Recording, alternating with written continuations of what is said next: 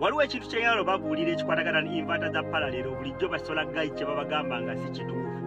Kino ekintu mpulira obusungu, mpulira ekituyimuli senga sola gayi ali yetunuzaamu kamera n'akugamba ekituteeseza inverter 2 mu sisitimu ya client waffe oba inverter 3 mu sisitimu ya client waffe. Me, I have come to talk about what Mr. Andrew was trying to explain to the solar guys out there, to the solar guys plus the clients. But neither am I supporting him nor disguising the solar guys.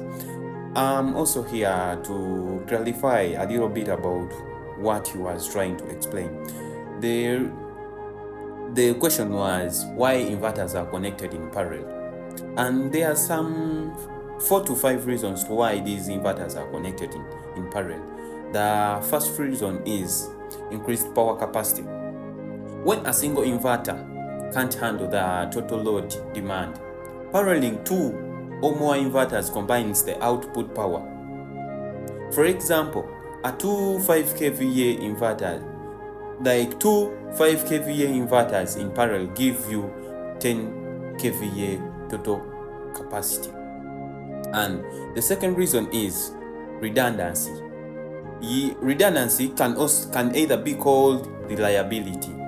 Redundancy, this means if one inverter fails, the remaining units continue supplying power. This is critical in hospitals, data centers, substations, and industrial plants where downtime is unacceptable. Like you can find many substations have 2 transformers. That is redundancy in power. And the third reason is like scalability. What does scalability mean? Parallel system allow you to extend capacity. And certainly you start with what you need today and add more inverters as load grows without replacing the whole system. That is scalability. That is one of the reasons why we connect inverters in parallel. And the fourth reason is load sharing. Load sharing, what does that mean? Each inverter shares the load proportionally. This reduces stress on individual units. This also extends their lifespan and prevents overheating. You know, when you buy, when you're supposed to use a 10 kVA inverter and you use 2 10 kVA inverters, this reduces on the stress of the one. Suppose you're using one and they share the load proportionally. Then the fifth reason is efficiency at potential load. In light load conditions, some units can be switched off while others run at an optimal efficiency rather than one large inverter running effectively at a low load. This is what I was trying to explain to you at point 4. Then, for parallel operations to work properly, this must be synchronized. You must have synchronized this before connecting the inverters in parallel. 1. This inverter must have the same output voltage, that's to say, e.g. a 230 V. The inverter must have the same frequency, that is to say the 50 Hz. In Uganda here we use 50 Hz.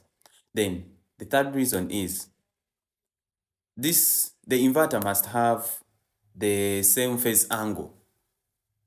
For AC, they must be in phase. And the fourth reason, they must share the same wave. As in, if you are connecting the pure sine wave inverters, should be connected to a pure sine wave inverter. They should have the same sine wave. And if you fail to connect them, the mismatch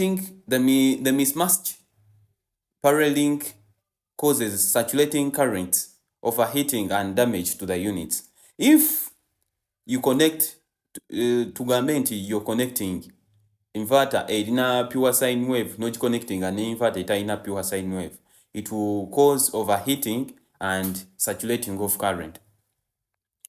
And just as a script says, parallel inverters work together for a greater output than either could achieve alone. That is engineering meeting wisdom.